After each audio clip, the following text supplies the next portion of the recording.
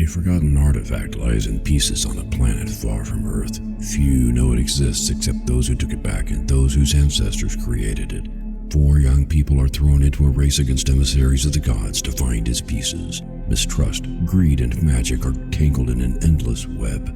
What will the fate be of the universe once it is found and reassembled? Get Scepter of the Gods, The Rod of Truth now on Amazon, and get wrapped up in the saga that will not let you go.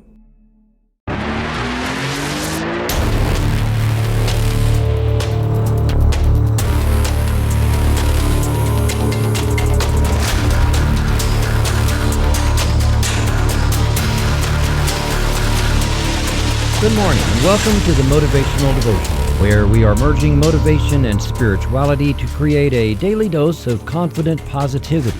I hope that this morning's podcast will help you to be more spiritually and positively motivated so that you can transform your day. This is a special episode in a series of podcasts based on Stephen Covey's book, The 7 Habits of Highly Effective People. For several years now, I have gone back to the habits taught in this book to prepare for the coming year and home in closer and closer to my lifelong dream and my goals so that I could more effectively achieve my goals. Year after year, we hear people joking about setting New Year's resolutions and then abandoning them by February. Personally, I don't find that very funny. I hope that your resolutions are more important to you than to give them up after only a month or two. What if you were to set 1, 2, maybe 3 at the most resolutions or goals for 2024, and then at the end of 2024, find that you nailed each one of them? You can. I set 2 goals that to me were very large. As I talk about in the Motivational Devotional, I had to change and grow to become more than I was in order to achieve those goals. As I say this now, I have done that. I changed. I grew. I achieved. Starting with the November 27, 2023 podcast and running through the New Year's Eve podcast, this series offers 35 episodes of principles, inspiration, and motivation that I use toward fulfilling my own lifelong dream. I have audacious goals for 2024, but only 3, because more than that will water down your efforts. I will achieve mine by this time next year. You can do the same. And I hope you will pursue yours with relentless intent. If you find these helpful, please go to the Motivational Devotional Facebook page and let me know. For now, let's get on with it. How do things look around your life right now? Are things exactly as you wish they would be? Everything is perfect in your life? All your goals have become reality and your dreams are fulfilled? You would be a very unique person if all that were true. Even among people who are achieving big-time goals every day, they are also setting new big-time goals even before the others are met. I also realized a long time ago that if my dreams become fulfilled during this lifetime, then they weren't big enough dreams. The dream should be so far out there that it leads us to shape and form new goals, but the dream itself is something that we live into while never quite fully realizing. I assure you, my big dream for my life is really big. I think one of the hard things for most people is to get a solid grip in the mind of what it means to have a dream while living every day in circumstances and events that are nothing like that dream, and yet to not be attached to the current circumstances and events to the point that we lose sight of the dream. That's a big trick, isn't it?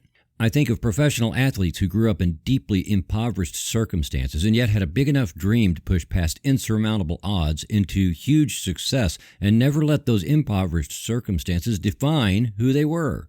They lived in them, but they lived into the dream because they were able to foresee. We interact with other people every day whose circumstances and environment are less than desirable. They might be coworkers, they might be employees where you shop, they might be customers or patients that you serve. They might even be members of your family. Sometimes I converse with people in really hard situations, and I can see how they made poor decision after poor decision and how I could just as easily have made those decisions as opposed to the decisions I did make. And I think how that could easily have been me except for things my parents taught me and the way I've learned to foresee effects of choices I make. Sometimes it's not sight, but it's a type of feeling you get in your gut.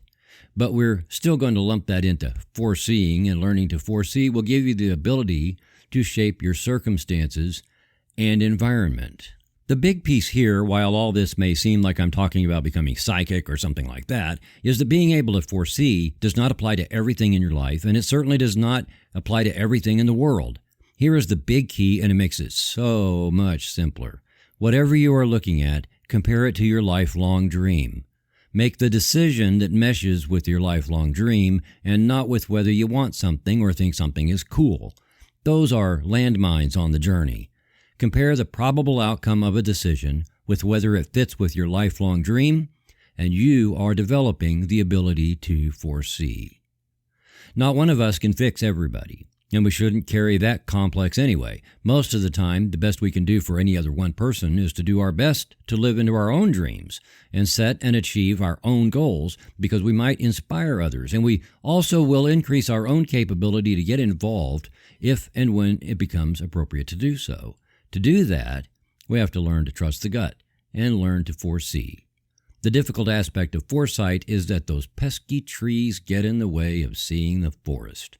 We get so engaged in the circumstances of the present and trying to absolutely correctly see what just isn't right that we can't back up a little to be more objective and foresee what the correct picture ought to be. Now, here is the key to this whole thing. Foresight becomes blurred when we collude with the present, because then the future becomes elusive.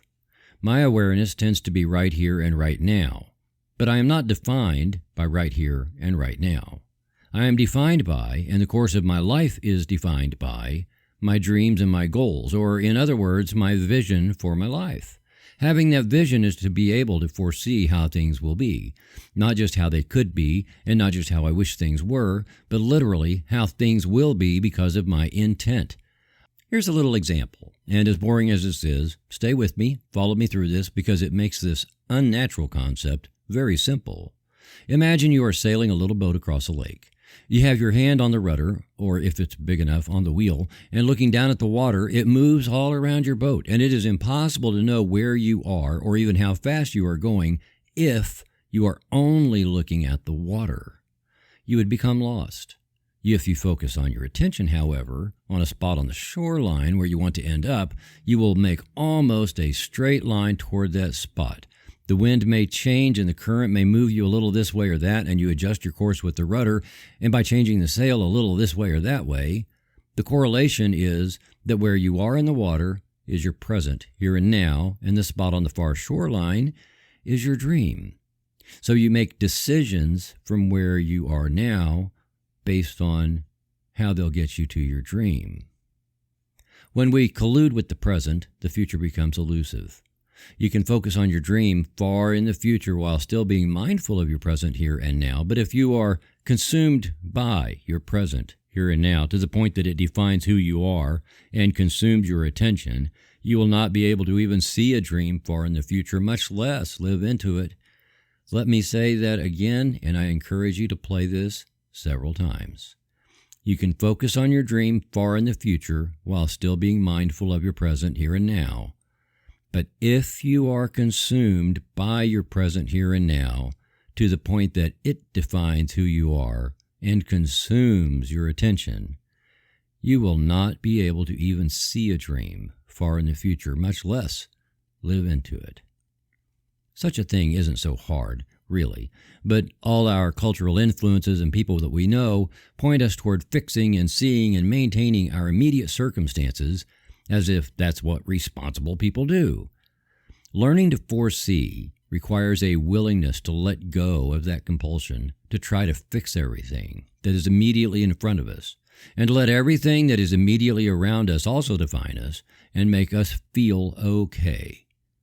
It requires a willingness to embrace that the universe has a role in creating what we foresee.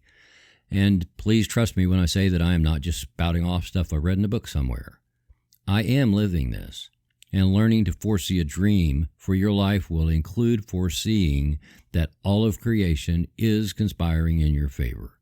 Trust that the universe always has your back, and you will live into your dream. Viktor Frankl once said, "Everything can be taken from a man but one thing, the last of human freedoms, to choose one's attitude in any set of circumstances, to choose one's own way. Thank you for taking the time to listen today. Please help keep this podcast going by following the Motivational Devotional Facebook page, following @Threefold Way Radio on Twitter, and sharing the written format of today's message from motivational-devotional.com on your social media. I am deeply grateful for your support, and thank you for letting Motivational Devotional be part of your journey. Peace out. See you tomorrow.